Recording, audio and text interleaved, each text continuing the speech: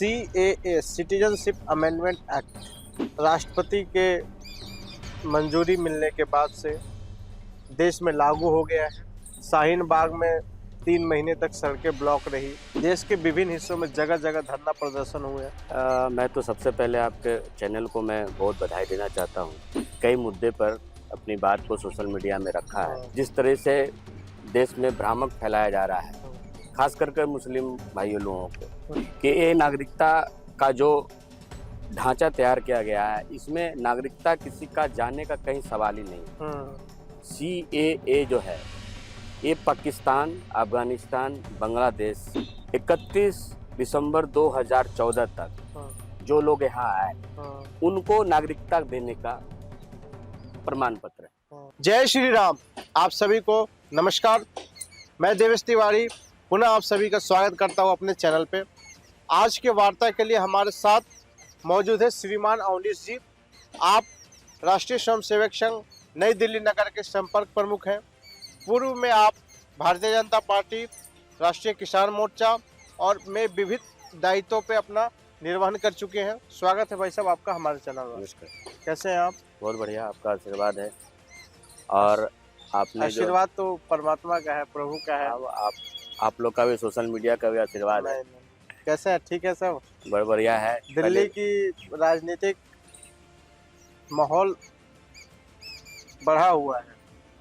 लोकसभा चुनाव कुछ दिनों बाद घोषणा हो जाएगी लोकसभा चुनाव के।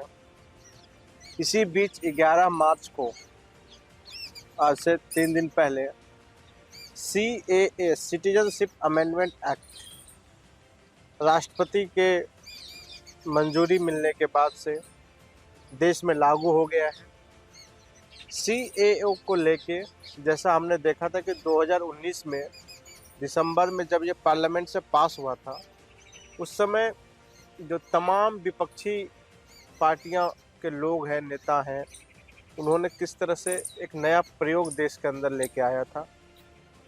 शाहीन बाग में 3 महीने तक सड़कें ब्लॉक रही। देश के विभिन्न हिस्सों में जगह जगह धरना प्रदर्शन हुए, रोड्स को ब्लॉक किया गया और जो एक भ्रम फैलाने की साजिश की गई विपक्ष के नेताओं के द्वारा, आज पुनः वही स्थिति बन रही है। जब ये कानून लागू हो गया है, हमने देखा तमाम विपक्ष के जो नेता हैं, उनके भ्रामक बयान आ रहे हैं, देश की जनता को गुमराह कर रहे हैं, झूठ बोल रहे हैं। CAA को लेके जो ये विपक्षी पार्टियों का रवैया है, उसको आप कैसे देखते हैं?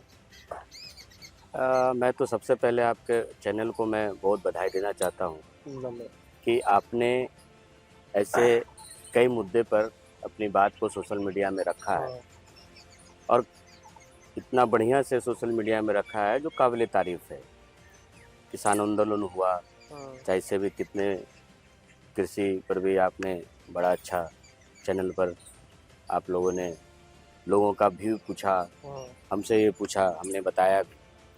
अभी आपका प्रश्न जो है, इस देश में हर व्यक्ति को जानने का अधिकार है, और जिस तरह से देश में भ्रामक फैलाया जा रहा है, खास करके मुस्लिम भाइयों लोगों को, कि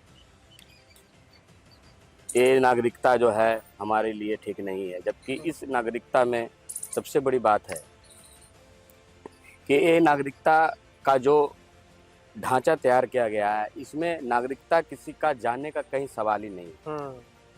रहा बात लोगों को बताने की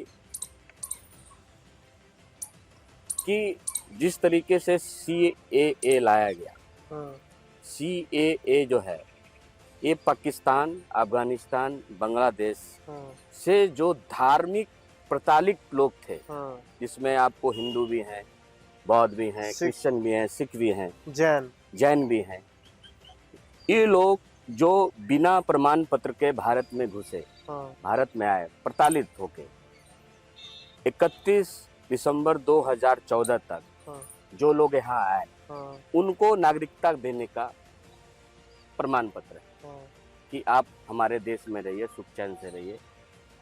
तो मेरा ये कहने का मतलब है कि कुछ पार्टियां, जैसे अरविंद केजरीवाल है, हाँ, जैसे आपको कांग्रेस भी है, ममता बनर्जी भी है, इन लोगों ने कभी भी उन लोगों के साथ सही बात कहने का कहीं भी दम नहीं रखा। हाँ, हमेशा भ्रामक फैलाए हाँ, असामाजिक तत्वों द्वारा। सरकार को इसमें एक्शन लेने की भी ज़रूरत है इन पार्टियों पर, कि इन लोगों ने सही ढंग से लोगों को बता के नहीं, खाली वोट की राजनीति करने के लिए इन लोगों ने एक भ्रामक फैला रहा है, हाँ, जबकि ये सत्य नहीं है। ऐसा कोई सीए में प्रोविजन है ही नहीं कि किसी की नागरिकता जाए। हाँ, दूसरी बात कि जो हमारे हिंदू भाई हैं, सिख भाई हैं, बौद्ध भाई हैं, पारसी भाई हैं, क्रिश्चियन भाई हैं, लोग जो दूसरे कंट्री से आए, वो इस देश में रहकर अगर सम्मान मोदी सरकार जो दे रही है और जो देने का काम किया है, वो हाँ, बहुत ही काबिल तारीफ है। मैं मोदी जी की सरकार को बहुत बहुत बधाई देना चाहता हूँ। उन्होंने सीए जैसा कानून को जो है इस देश में लागू किया, और हम चाहते हैं कि एनआरसी आए, जिससे कि एक देश में और अच्छा माहौल बने। कल अरविंद केजरीवाल ने एक प्रेस कॉन्फ्रेंस किया सीएम हाउस में, और उन्होंने बोला कि भारी संख्या में, करोड़ों की संख्या में शरणार्थी भारत में आ जाएंगे, आपके घरों के आसपास झुग्गी बनाकर रहेंगे, कानून व्यवस्था, मैं उनका ट्वीट आपको दिखाता हूँ, कानून व्यवस्था खराब हो जाएगी। और इस तरह से उन्होंने जो एक हमने देखा है। जनता को गुमराह किया, लोग झुग्गी डालकर रहेंगे, कानून व्यवस्था चरमरा जाएगी, ये लोग कौन है, इनकी सुरक्षा का क्या। तो एक भ्रामक, एक संवैधानिक पद पे बैठा हुआ प्रदेश का मुखिया, मुख्यमंत्री इस तरह से झूठ फैला रहा है, और उस झूठ का असर कितना व्यापक होगा इसकी उन्हें सुध नहीं है अभी। जबकि सीएए में साफ स्पष्ट है कि 31 दिसंबर 2014 से पहले जो लोग आए हैं, आप हमारे साथ चलिए, इसी दिल्ली में कई स्थानों पे, मजनू का टीला हो गया, आपका ये क्रिश्चियन कॉलोनी है तिमारपुर में, वहाँ बस्तियां हैं, ऐसे कई जगहों पे बस्तियां हैं जहाँ पे शरणार्थी अभी रह रहे हैं, और वो आज से नहीं रह रहे हैं, वो तकरीबन 10 साल 15 साल से रह रहे हैं वहाँ पे।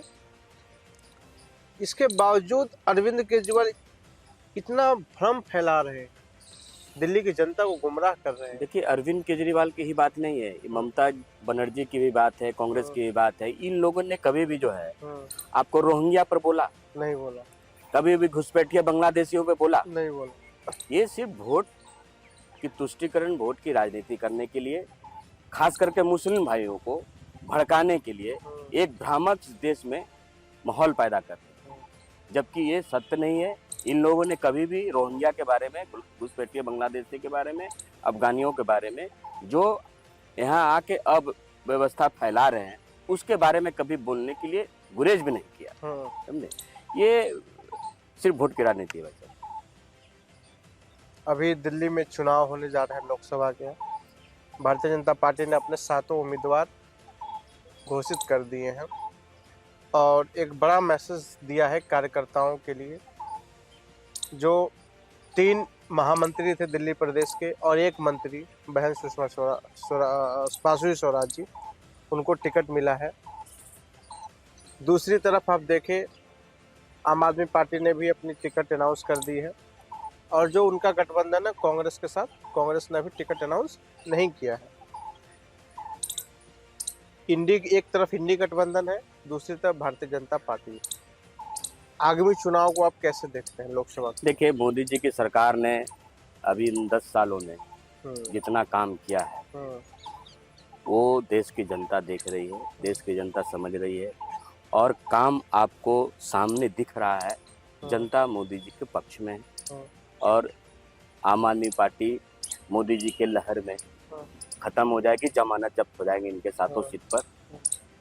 मोदी जी ने जिस तरीके से अपना जो कार्यकाल किया वो बेहतरीन कार्य है, और जनता के बीच में दिख भी रहा है, और जनता तय कर चुकी है कि 2024 में मोदी जी की सरकार आएगी। जब हम दिल्ली की राजनीति की बात करते हैं, तो आज आलम ये है कि एक पार्टी जिसका जन्म हुआ था भ्रष्टाचार के खिलाफ, जो जिस तरह से उन्होंने आंदोलन किया और दिल्ली की जनता को बताया भ्रष्टाचार के बारे में, फिर पार्टी बनी, चुनाव लड़े, चुनाव जीते, दिल्ली की जनता ने विश्वास किया उनके ऊपर। लेकिन आज वही आम आदमी पार्टी, जिनके खिलाफ उन्होंने अपना सफर शुरू किया था, जिनके भ्रष्टाचारों के खिलाफ, कांग्रेस के साथ गठबंधन में, ऐसी क्या मजबूरी हो गई? दिल्ली की जनता जानना चाहती है। मैं भी दिल्ली का एक नागरिक हूँ, आप भी दिल्ली के एक नागरिक हैं।